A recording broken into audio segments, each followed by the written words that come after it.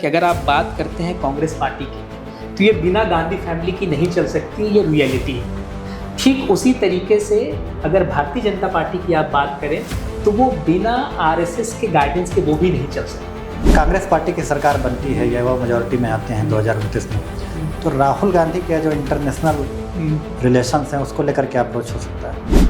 There is no foreign policy like BJP foreign policy और Congress foreign policy. अच्छा, this is like Indian foreign policy. Priyanka Gandhi का role Congress party तय नहीं कर पाई।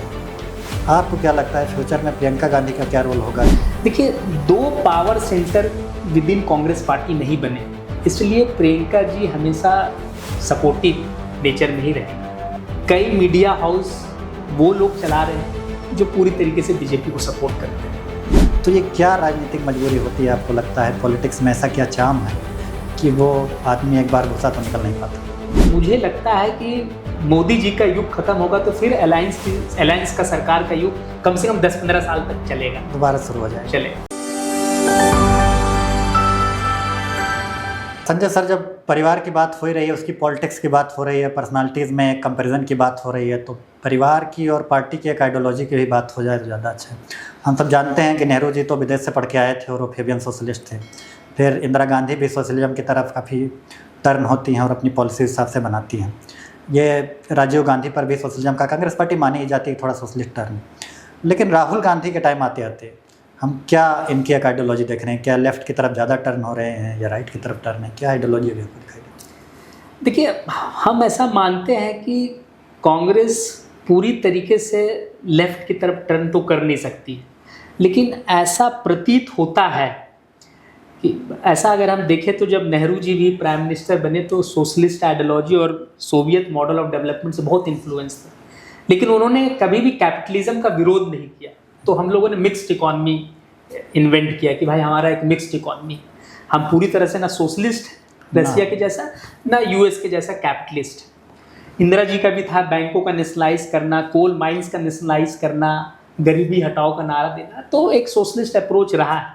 तो कांग्रेस पार्टी का देखिएगा तो लेफ्ट इंक्लाइनेशन रहा है, लेकिन ये हमेशा पार्टी सेंटर में ही रहेगी, है ना। ये कभी पूरी तरीके से लेफ्ट लीनिंग नहीं हो पाएगी।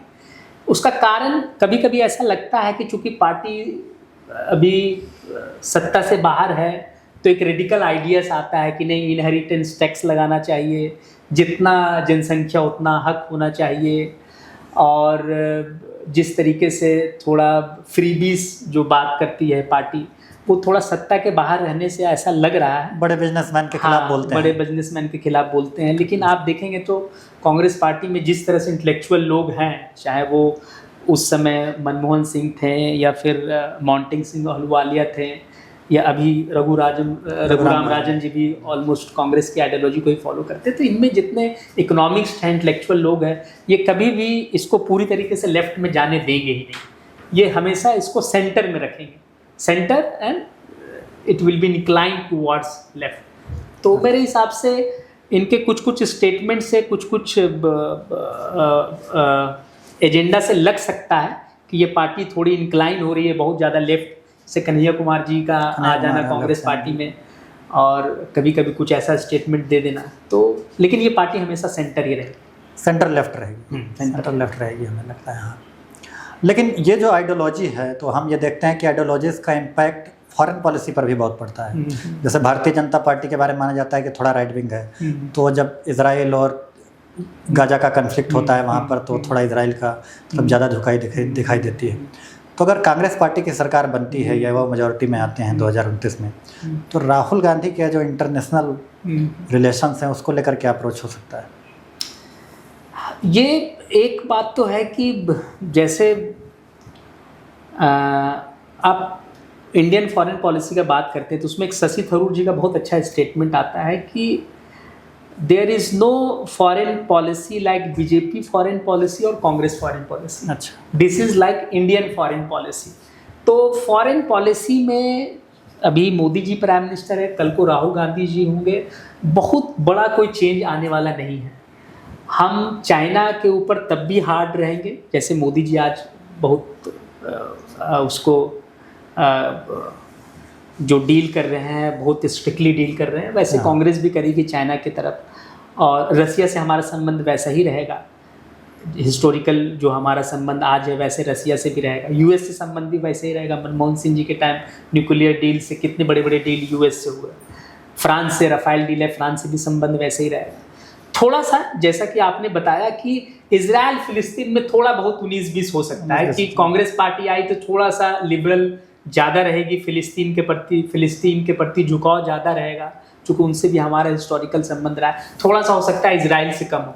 तो इजराइल फिलिस्तीन का एक इशू छोड़ दे तो मुझे लगता है कि there won't be any basic difference between Congress and BJP regarding the foreign policy. अच्छा, फॉरेन पॉलिसी में कोई बहुत ज़्यादा डिफरेंस नहीं रहने का, बहुत ज़्यादा डिफरेंस नहीं रहेगा। और कांग्रेस पार्टी की हमें लगता है कि कुछ और समस्याएं हैं संजय सर। जैसे आप देखिए तो कई बार अपनी पार्टी में बहुत सारे अलग अलग नेताओं के रोल नहीं तय कर पाते हैं। आपको लगता है कि वो सॉल्व कर सकते हैं? फॉर एग्जांपल जैसे उनकी बहन है प्रियंका जी, वो जब उनकी मदर जो है राजनीति में थी, जब तक वो रायबरेली से चुनाव लड़ती थी, वो अपने मदर का ही जा करके कैंपेन करती थी, इसके अलावा पॉलिटिक्स में नहीं भाग लेती थी। लेकिन जब से राहुल गांधी आए हम देखते हैं कि उन्होंने अपना थोड़ा दायरा बढ़ाया है, उन्होंने और भी सभाएँ की हैं। बीच में प्रेसिडेंट बनने की रेस में भी थी, कोई कह रहा था उत्तर प्रदेश की चीफ मिनिस्टर कैंडिडेट भी डिक्लेयर कर दी जाए। लेकिन अभी भी मुझे दिखाई देता है कि प्रियंका गांधी का रोल कांग्रेस पार्टी तय नहीं कर पाई। आपको क्या लगता है फ्यूचर में प्रियंका गांधी का क्या रोल होगा जब उनके भाई थोड़ा हो सकता है और आगे बढ़े, उन पावर में मजबूत हों, उनकी सरकार बनती, अब उनको मिनिस्ट्री के पद पर देखते हैं या वो ऐसे ही रहेंगी? देखिए, जो भी पॉलिटिकल पार्टी आप इंडिया में देखेंगे, हाँ, तो आप इसको अनफॉर्चुनेट बोलिए, फॉर्चुनेट बोलिए, एक व्यक्ति ही शीर्ष पे रहता है और उसी के हिसाब से इर्द गिर्द सारा पार्टी घूमता है। अब ये अच्छी बात है, बुरी बात है, अब ये विश्लेषण हम लोग जनता पे छोड़ते हैं।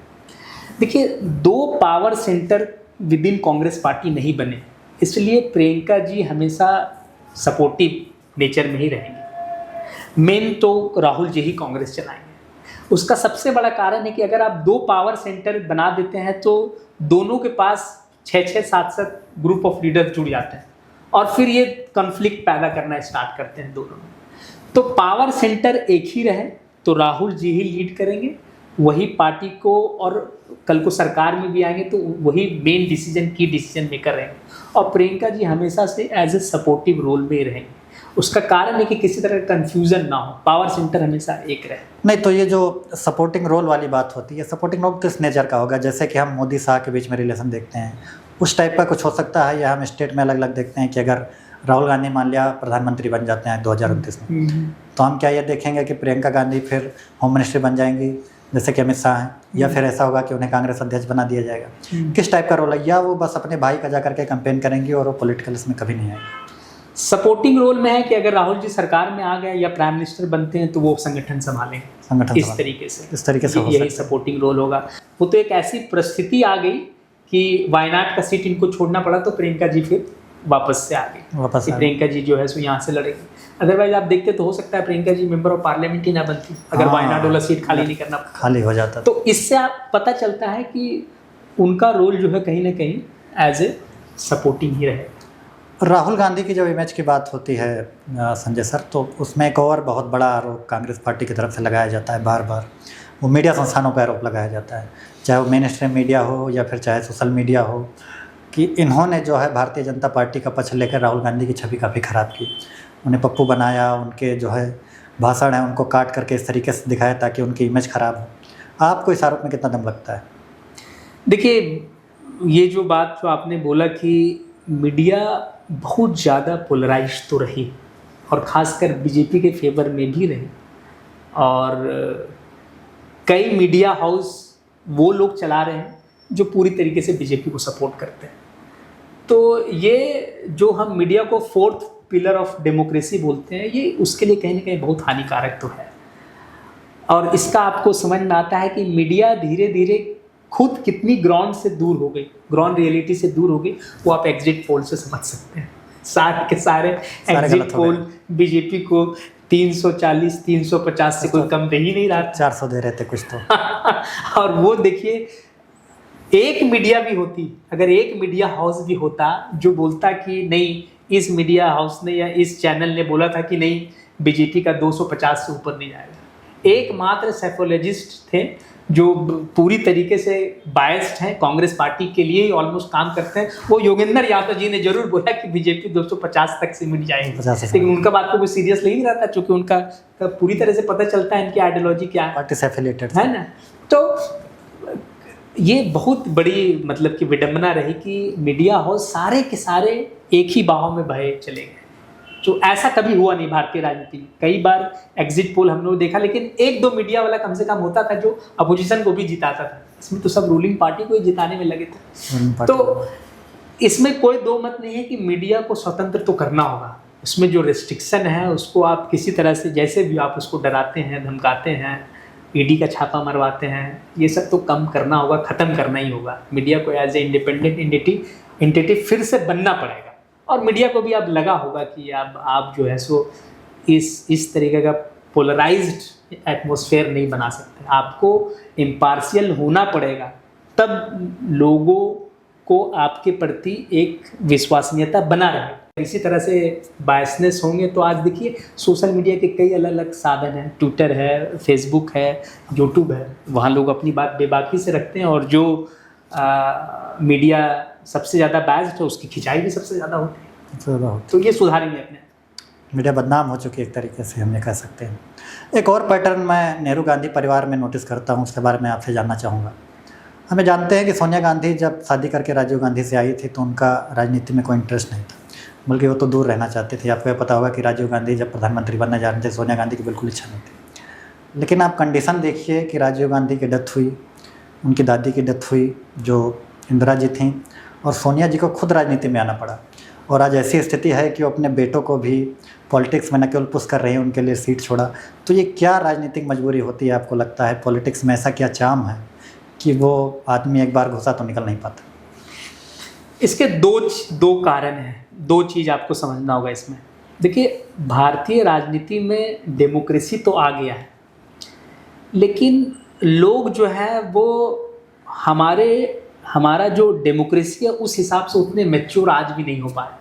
उनको आज भी लगता है कि अगर कांग्रेस पार्टी चलाना है तो बिना गांधी फैमिली की कांग्रेस पार्टी नहीं चल सकती। आप देखेंगे कि नरसिम्हा राव जी तो चलिए नॉन गांधी फैमिली से प्राइम मिनिस्टर थे, लेकिन उसके बाद पार्टी की स्थिति और ख़राब होती चली गई। तो जब सोनिया जी आई तो ऑब्वियस है सोनिया जी सबसे ज़्यादा लॉन्गेस्ट सर्विंग कांग्रेस प्रेसिडेंट रही, 18-19 साल। और कहीं ना कहीं आपको दो चीज़ समझना होगा कि अगर आप बात करते हैं कांग्रेस पार्टी की तो ये बिना गांधी फैमिली की नहीं चल सकती, ये रियलिटी है। ठीक उसी तरीके से अगर भारतीय जनता पार्टी की आप बात करें तो वो बिना आरएसएस के गाइडेंस के वो भी नहीं चल सकती है। आप देखेंगे कि मोदी जी को जब प्राइम मिनिस्टर कैंडिडेट जब डिक्लेयर किया गया, खासकर कंपेनिंग कमेटी का अध्यक्ष बनाया गया 2014 में, तो कितना बवाल हुआ। सुषमा जी, एडवाणी जी, यशवंत सिन्हा जी, ऐसे कई लीडर थे जो शुरुआती टाइम में असहमत थे। तो बिना आरएसएस के गाइडेंस के ये मोदी जी को पीएम के कैंडिडेट डिक्लेयर नहीं कर पाते। और ठीक देखिए कम बेसी स्थिति मोदी के बाद पीएम कौन, तो आप देखिए कि 2029 में अगर योगी जी बनते हैं तो क्या सर्वसम्मति से बना पाएंगे उनको कैंडिडेट, और इनके लिए क्या आरएसएस को दखल नहीं देना पड़ेगा? तो दो एक बहुत मतलब कि एक उसको बोलते हैं कि एक ग्राउंड रियलिटी है इस दो पार्टी में, कि अगर बीजेपी को आपको अच्छी तरीके से चलाना है तो बिना आरएसएस के गाइडेंस से नहीं चलेगी, और कांग्रेस पार्टी को अगर देश में चलाना है बिना गांधी फैमिली की नहीं चलेगी। तो सोनिया जी भी रिलक्टेंट थी, राजनीति में आने से चाहती नहीं थी, उनको भी लाया गया। उसी तरीके से राहुल जी, प्रियंका जी भी उनमें बहुत उत्साह नहीं था कि हम पार्टी में आए और राजनीति में आए और अच्छा काम करें, बहुत एम्बिशन के साथ वो लोग भी नहीं आए, वो लोग भी इनिशियली रिलक्टेंट थे, तो वो भी काम किए। तो ये एक ग्राउंड रियलिटी है, ये समझना पड़ेगा। एक अंतिम सवाल मैं जानना चाहता हूँ संजय सर आपसे, वो ये है कि राहुल गांधी की हम छवि पिछले लास्ट चुनाव से तो हम थोड़ा ठीक बनते हुए देखते हैं, उनकी छवि थोड़ी मजबूत हुई है, पर क्या उनकी छवि इतनी मजबूत हो गई है कि 2029 में अगर मान लिया, वैसे तो राजनीति बिल्कुल क्रिकेट की तरह है, कुछ भी हो सकता है कभी भी, लेकिन 2029 में उनकी सरकार बनती है तो क्या वो अपने दम पर आज उनकी मजबूत स्थिति की सरकार बना लेंगे, या उन्हें एक एलाइज़ की ज़रूरत पड़ेगी और हम एक बार फिर से बहुत एक मजबूत एलाइज़ वाली सरकार, जिसमें जो सेंट्रल पार्टी हो बहुत मजबूत नहीं होगी, जैसे कांग्रेस 2004 वाली कांग्रेस है या उसके बाद 2009 के बाद वाली कांग्रेस है, वही स्थिति हम फिर से रिटर्न होते देखेंगे इंडियन पॉलिटिक्स में, या फिर हमें इस तरीके की सरकारें दिखेंगे जैसे 2014 के बाद मोदी जी और 2019 में थे? ये बात तो है कि जो आज की पॉलिटिकल सिनेरियो है उसमें हम ये मानते हैं कि जैसे अटल जी ने अलायंस की सरकार चलाई 23-24 पार्टियों का अलायंस के साथ, फिर मनमोहन सिंह जी ने 2 टर्म चलाया इसी तरह से अलायंस के साथ, तो आप देखेंगे कि नरसिम्हा राव जी के बाद नरसिम्हा राव जी का भी सरकार अलायंस में चला, लेकिन वो सिंगल लार्जेस्ट बड़ी पार्टी थी, 240 था उनके पास भी, 232 से 40 के थे। उस हिसाब से देखें तो ये फिर दोबारा अलायंस का दौर आ गया है, और अलायंस का दौर ऐसा आ गया कि अगर राहुल जी भी प्राइम मिनिस्टर बनते हैं तो कांग्रेस पार्टी बहुत अच्छा पोजीशन रहा तो 200 से सीट 200 के आसपास ही रहेगी, थोड़ा बहुत आगे पीछे हो सकता है, लेकिन ये अलायंस के साथ मिलके ही सरकार चलाएंगे। तो ये मुझे लगता है कि मोदी जी का युग खत्म होगा तो फिर अलायंस का सरकार का युग कम से कम 10-15 साल तक चलेगा, दोबारा शुरू हो जाएगा, चलेगा। और अलायंस में ही आपको कॉमन मिनिमम प्रोग्राम के तहत सरकार चलाना पड़ेगा। और चूँकि कांग्रेस पार्टी और राहुल जी के नेतृत्व में ये हमेशा से खूबी रहेगी, इनके अलायंस हमेशा सीट ज़्यादा लेके आएंगे कंपेरेटिवली बीजेपी के ज़्यादा अलायंस है भी नहीं, क्योंकि बहुत सारे अलायंस मानते हैं कि अगर बीजेपी के साथ अलायंस करेंगे तो हमारा मुस्लिम वोट कट जाएगा, तो हम कॉम्युनल कहलाएंगे। तो उस हिसाब से सारे तो कांग्रेस के पास है, चाहे वो स्टालिन हो, चाहे ममता बनर्जी हो, चाहे अखिलेश हो, हाँ, तो ये सारे के सारे बड़े अलायंस जो ज़्यादा सीट जो लाते हैं वो कांग्रेस के साथ रहेंगे। बीजेपी भी डोमिनेंट फोर्स रहेगी हमेशा, उसका भी 20 से 25% जो कोर वोटर है, जो कैडर का वोट है, वो हमेशा रहेगा। तो बीजेपी की सीट भी हमेशा 150 से 200 के अंदर ही रहेगी, अगर वर्स्ट पोजीशन में भी रहे तो भी, ये उससे भी कम होने वाली नहीं है। तो ये फिर से मोदी युग के बाद अलायंस की सरकार फिर हम एक बार अलायंस देखते हैं। Thank you. तो आज का डिस्कशन यही तक, हम लोग आगे फिर किसी न किसी मुद्दे पर दोबारा से आएंगे और एक राजनीतिक चर्चा बढ़िया विश्लेषण करें।